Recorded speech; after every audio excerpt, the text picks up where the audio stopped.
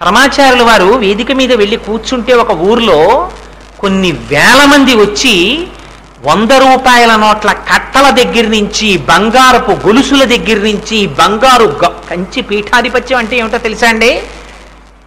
అమ్మవారికి అభిషేకం చేసి పీఠాధిపతులు ఇలా పైకి చూశారు. చూసి, అయ్యో ఈ అమ్మవారి గుడిపైన ఉన్న కలశాలకి బంగారు పూత పూస్తే ఎంత బాగుంటుందో, అంత బంగారం రావద్దు అన్నారంతే. ఆలయంలో ఉన్న ఆడవాళ్ళందరూ భర్తల వంక చూశారు. భర్తలు వెంటనే చేతి ఉంగరాలు తీసేశారు. ఆడవాళ్ళు ఒకరు గాజు తీసి అక్కడ పెట్టేశారు, ఒకరు మెళ్ళో గొలుసు తీసి అక్కడ పెట్టేశారు. క్షణాల మీద 10 కిలోల బంగారం అయిపోయింది. ఆ మరునాడు బంగారం కలశలకి పూతయిపోయింది. ఇలా సంకల్పం చెయ్యడమే, నోటి మెంట మాట అనడమే, మళ్ళీ అంతేలా దానం చేసేసేవారు. సంఘం ఉండేది కాదు అసలు పరమాచార్యుల వారికి.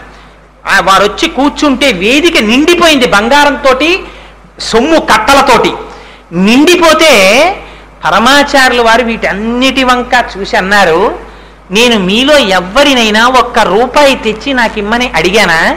అడగలేదు. కానీ పేద సన్యాసి కోసం మీ అందరూ ఇన్ని కానుకలు తెచ్చి నాకు ఇచ్చారు. నేను నోరు తెరిచి మిమ్మల్ని అడుగుతాను, నాకు ఒక్కటి ఇవ్వగలరా మీలో ఉన్న ప్రతివారు అని అడిగారు. ఏం కావాలి స్వామి అన్నారు. మీ అందరికీ రోజుకి 24 గంటల సమయం ఉంది కదా, ఈ పేద సన్యాసికి 2 నిమిషములు దానం చెయ్యగల. ఆసనములలోంచి లేచి నిలబడి మాకు ఉన్న ప్రతి రోజులో 2 నిమిషములు చంద్రశేఖర పరమాచార్యుల వారికి ధారపోసేస్తున్నాం అని నాకు దానం చేయండి అన్నారు. అందరూ లేచి 2 నిమిషములు పరమాచార్యుల వారికి దానం చేస్తున్నాం అన్నారు. ఇప్పుడు మీది కాదు కదా 2 నిమిషాలు, నాది. అందుకని నేను చెప్పినట్టు మీరు వినియోగించండి. 2 నిమిషములు ప్రతిరోజు భగవన్నామము చెప్పుటకు తప్ప వేరొక దానికి ఉపయోగించకండి. మీరు ప్రయాణంలో ఉండండి, కూర్చోండి, నించోండి, ఏం చేస్తుండండి, ఒక్కసారి వాచి చూడండి. 10:10 అయింది. 10:12 వరకు ఇవాళ 2 నిమిషాలు నేను చేసిన దానపు సమయాన్ని పరమాచార్యులు వారు చెప్పిన ప్రయోజనానికి వాడుతున్నాను అని 2 నిమిషాలు భగవన్నామం తప్ప వేరొకటి ఉండకూడదు. అది మీ ఇష్టం, ఏ స్వరూపం కానివ్వండి, ఏ నామం కానివ్వండి. There were no controversies. పరమాచార్యుల వారు ఎప్పుడూ కాంట్రవర్సీస్లోకి వెళ్ళలేదు. భగవన్నామం చెప్పుకోండి. ఎన్ని కోట్ల మంది ఈ జాతిలో ఉద్ధరింపబడిపోయి ఉంటారండి ఆ మాటకి. ఎంతమందిని రోజుకి 2 నిమిషాలు భగవన్నామానికి పరమాచార్యులు వారు వెచ్చింపచేశారు. ఇది గురువుల యొక్క స్థితి అంటే, ఇది కాషాయం అంటే. ఇలా పరమాచార్యుల వారు ఎంతమందిని ఉద్ధరించారో మహానుభావుడు. పెళ్ళిళ్ళ దగ్గర నుంచి, ఐశ్వర్యం దగ్గర నుంచి, జ్ఞానబోధ దగ్గర నుంచి, సన్యాస దీక్షల దగ్గర నుంచి ఎంతమందికి ఎన్ని ఇచ్చారో అశిధారావ్రతంగా తన సన్యాస ధర్మాన్ని తాను నిర్వర్తిస్తూ పీఠాధిపత్యాన్ని అంత జాగ్రత్తగా కాపాడుతూ 100 సంవత్సరముల వరకు శతాయుష్కులై పీఠాధిపత్యం అవిచ్ఛిన్నంగా పరంపరాగతంగా కొనసాగాలి కనుక జయేంద్ర సరస్వతీ స్వామి వారిని శిష్యుడిగా స్వీకరించి, విజయేంద్ర సరస్వతీ స్వామి వారిని శిష్యుడిగా స్వీకరించి, నడిచే దేవుడని పేర్గాంచి ఒకే సమయంలో భారతదేశంలో, దక్షిణ భారతదేశంలో, అందులో మనకి విచిత్రం ఏమిటో తెలుసా అండి?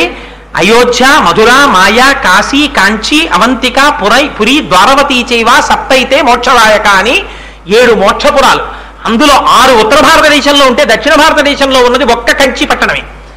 అటువంటి కంచి పట్టణంలో ఉన్నటువంటి పీఠానికి ఆధిపత్యం వహించినటువంటి పరమాచార్యుల వారు ఎన్నడూ కూడా 100 సంవత్సరముల జీవితంలో ఒక్క క్షణంలో కూడా తన ధర్మాన్ని అతిక్రమించి ప్రవర్తించాల. తాను సన్యాసిగా ఉన్నారు కనుక సన్యాసి ధర్మాన్నే పాటించేవారు. తప్పితే మిన్ను విరిగి మీద పడిపోనివ్వండి. వైద్యులు వచ్చి చూశారు ఆయన శరీరాన్ని. చూసి అంతా చెక్ చేసిన తరువాత ఆ పీఠం వారి వంక చూసి చెప్పబోతుంటే పరమాచార్యులు వారు అన్నారు, మీరేం చెప్పబోతున్నారో నేను చెప్తాను, నన్ను ఒక్క 5 నిమిషాలు మాట్లాడినివ్వండి అన్నారు. ఏమిటి స్వామి అన్నారు. నా 2 ఊపిరితిత్తులలో ఒక ఊపిరితిత్తి చెడిపోయింది. నాకు లోపల పెద్ద అల్సర్ పుండు పుట్టింది. నేను వేళపట్టున తినను, వేళపట్టున నిద్రపోను. అందుకని నాకు పుండు పుట్టింది. నేను అన్ని రకములైన ఆహార పదార్థములు తినడాన్ని నా శరీరము అంగీకరించదు. వీటితో పాటుగా లోపల ఉండేటటువంటి ప్రేగులు అపారమైన ఆకలి వేసినప్పుడు ఆహారము తిననటువంటి కారణం చేత మడతలు పడిపోయాయి. ఈ మడతలు పడిపోయినటువంటి కారణం చేత నా ఉదరపు గోడలలో పోట్లు వస్తూ ఉంటాయి. అందుకని మీరు నేను వేళ పట్టున ఆహారం తినాలని, ఎక్కువ విశ్రాంతి తీసుకోవాలని, ఎక్కువ తిరగకూడదని నాకు చెప్పబోతున్నారు. కానీ అలా చెప్పడానికని ప్రయత్నం చేస్తున్నటువంటి మీకు నా ధన్యవాదాలు. కానీ నేను సన్యాసిని, నేను కాషాయం కట్టుకున్నవాడిని. నాకు ఈ శరీరం గురించి తాపత్రయం లేదు. ఇది పడిపోవచ్చు కాక, లోపల ఉన్న ఆత్మ నేను. అందుచేత దీని గురించి నేనే వెంపర్లాడిన నాడు, దీని సుఖాన్ని కోరుకున్న నాడు ఇంకా నేను సన్యాసినేమిటి? దీని సుఖంతో నాకు ప్రమేయం లేదు. అందుచేత మీరు చెప్పిన నియమాలు నాకు వర్తించవు. వేళ పట్టున నిద్రపోవడం, ఎక్కువ నిద్రపోతూ ఉండడం, తక్కువ మంచి ఆహారం తీసుకోవడం, మందులు వేసుకోవడం, వీటితో నాకు నిమిత్తం లేదు. చిత్రం ఏమిటో తెలుసా అండి? పరమాచార్యులు వారు మా ఇంటికి భిక్షకొస్తే బాగుండు అనుకునేవాట ఒక పండితుడు పాపం. కానీ అంతమంది పెద్ద పెద్ద వాళ్ళందరూ పరమాచార్యులు వారు చుట్టూ తిరుగుతూ ఉంటారు, మా ఇంటికి వస్తారా పరమాచార్యులు వారు అని వారి దగ్గరికి వెళ్ళడం మానేసి వారు సమీప గ్రామంలోకి వస్తే ఇంట్లో పడుకున్నాడు. పడుకుంటే పరమాచార్యులు వారు రాత్రి 1 గంటకి మేనా వాళ్ళని లేపి శిష్యులు పల్లకీ మోసేవారు. తను నడిచన్నా వెళ్ళేవారు, శిష్యులన్నా పల్లకీలో తీసుకెళ్ళాలి. పల్లకీలో కూర్చుని వారి ఇంటి ముందుకు వెళ్ళి పల్లకీ దింపండి అన్నారు. పల్లకీ పరదాలు పైకెత్తండి అన్నారు. లోపల నిద్రపోతున్నాడు గృహస్థు. పాపం లేపకండి, నిద్రాభంగం అవుతుంది. లేచి వచ్చి నన్ను చూస్తాడు కదా, నేను రావాలని కోరుకుంటున్నాడు. కొన్ని వేల మంది ఆయన రాక కోసం చూస్తున్నారు. ఈ లోపల ఉన్నటువంటి గృహస్థుకి కల వచ్చింది తెల్లవారకట్ట. పరమాచార్యులు వారు మేనాలో తన ఇంటికి వచ్చినట్టు. ఏమిటి ఇలాంటి కల వచ్చిందని చెప్పి మంచం మీద లేచి కూర్చుని సంతోషపడిపోతున్నాడు. బయటేవో మాటలు వినపడుతున్నాయి. ఏమిటి మాటలని తలుపు తీశాడు.